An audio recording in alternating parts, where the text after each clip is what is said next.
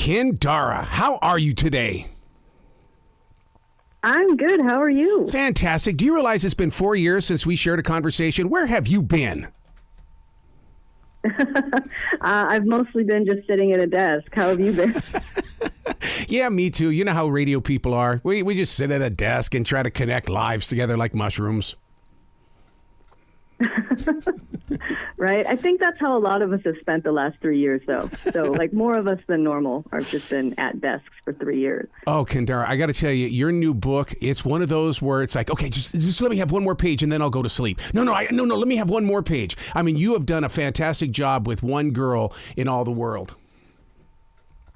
Oh, thank you. Thank you. Are you a Buffy fan, perchance? No, you know what? You're going to make me a Buffy fan, and the reason, I was going to talk about that. So you've read my notes already. I mean, because in this day of binge watching TV, I'm always charged up by going back to watch those shows because I want to know what I missed. Yeah. Oh, and it totally holds up to rewatching. Like, I've seen every episode maybe 5-6 times, and every time I catch something new to appreciate. So layered. Don't you love the way that those writers inspire your writing? I mean, it's that little interweaving of the creative world that a lot of people don't understand because they want to be so unique, but they won't let the universal side of writing allow them to just be themselves while being inspired by others. Yeah, well, and this was my first time writing in a universe that was already established, like a universe that I didn't have to create. So it's thanks to those writers and the actors and the entire team behind the show that the world is so detailed, so real, like it's so real, it's so well delineated that half the work has been done for me. I just need to walk around in this thing they've already made. Yeah, but that means you got to pay attention to continuity. What was that like? It was easier than I thought. Really? There's always kind of that creative fear that you're going to be boxed in somehow. But in the world of Buffy and the Buffyverse, it's so expansive. Like, there's always room to grow within it. So I had to follow the basic rules. And the biggest rule was to try to make it feel like Buffy. I had to nail the Buffy speak. I had to nail the tone and the pacing of the show. I tried to structure each book as like a mini season. With monsters of the week and a big bad and a lot of funny quips and acrobatic fight scenes. But other than that, it was an utter joy. I'm not going to lie. It was so fun. So when you talk like that and you bring in other shows and things, I have to ask the question, are you going to be crossing this over into the digital medium in any way, shape, or form? Is it your desire to turn this into something on Netflix or even Disney Plus? That is... I hope that it's like every Buffy fan's goal is to get more Buffy on our TVs, but it's not up to me. Disney owns the Buffy property, and they own all the rights to the books. So if you find me advocating really hard for an adaptation of this, it's through no, selfish motives. It's just because I also want more Buffy. The one thing I've always loved about your writing, and this is where I first got attracted to you, was during Five Dark Fates. It's almost like the story tells itself. You're the one that puts it inside the computer and goes from there, but it's knocking on your heart saying, hey, Kendare, we got to talk. We got to talk. That's the sign of a story that's ready in my world. Yes. It's where I don't even feel like I'm writing it. I'm just kind of channeling it as it's happening from another universe, which sounds so hippie, but it's totally true. What is it about fantasy novels that really brings in every age group? I mean, I realize, somebody's got to put a label on it. They're going to say, okay, this is for YA readers and things, but that's not true. There are big time adults reading your stories as well. That is true. And I think, we have bookstores, right? And they have shelves and they need shelving systems. They need to know where to put the books so that people can find them easily. So I understand we have to have these categories. But I wish that readers wouldn't feel so hemmed in by it. I wish there were more adults who wouldn't feel sheepish about browsing the YA section, because within the YA category, you'll find just about any book that your heart desires, and they're done extremely well.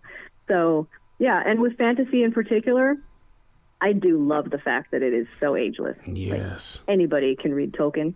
Anybody can read George R.R. Martin. It's my favorite. Sunnydale is a portal. When you decided in your moment that Sunnydale was going to be that place, how do you design that picture so that we see it as readers?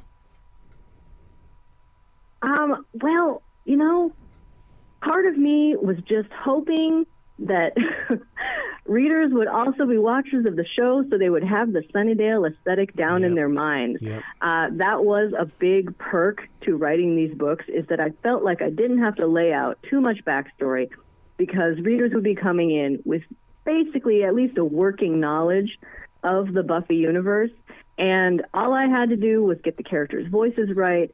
And because they knew what Willow looked like, they knew what Spike sounded like, it would be very easy for them to fall back into this universe that they knew and loved.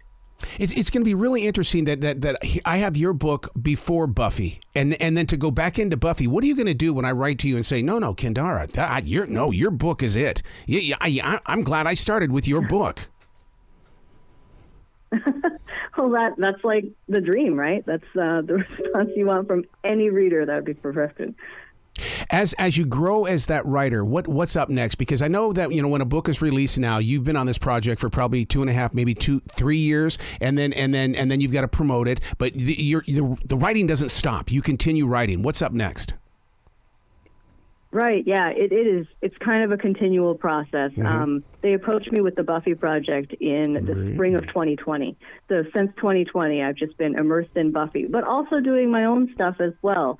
So up next, we have one more Buffy book in this trilogy. It'll be out next January. And I also have a brand new, big, chunky fantasy in the same world, in the same universe as the Three Dark Crown series. And that's coming out in September. So I'm really excited about that, getting geared up to start talking about it. We're going to do cover reveals. We're going to, actually tell people what it's called. I've been teasing it for a few years, but it hasn't had a title yet. So very exciting. Don't you love the adventure of writing that really something that starts in a paragraph or a simple sentence becomes, this gigantic promotion project and reaching out to readers and things, and you're changing people's lives around the world, all because you took the time to write? It's scary. Yes. I'm at that point where with my fantasy that I've read it and my editors read it and we think it's pretty good, but we don't know what everybody else is going to think about it. So I'm kind of hugging it like it's a brand new little egg, and I'm afraid it's going to go out there and get itself cracked. But at the same time, I'm very excited to see what it hatches into. So there's a lot of emotions at this point in the process. Being such a big Buffy fan, are we going to see you create a podcast, or is it something that Disney would say, step back, we'll do the podcasting? I don't know if I have the radio gravitas to create a podcast. I do kind of semi-frequently guest on a Buffy rewatch podcast called Prophecy Girls, and it is super fun. I just recently recorded an episode where we talk about season 5 episodes Checkpoint. Wow. And but I don't think I'll be doing a podcast myself anytime soon. Where can listeners go to find out more about you and show you some of that good, fun love by purchasing the products? Well, they can purchase the product at their favorite indie retailer or at their favorite online retailer. It's also in Barnes & Nobles across the country. So it's going to be easy for you to find. It's available in ebook and also in audio.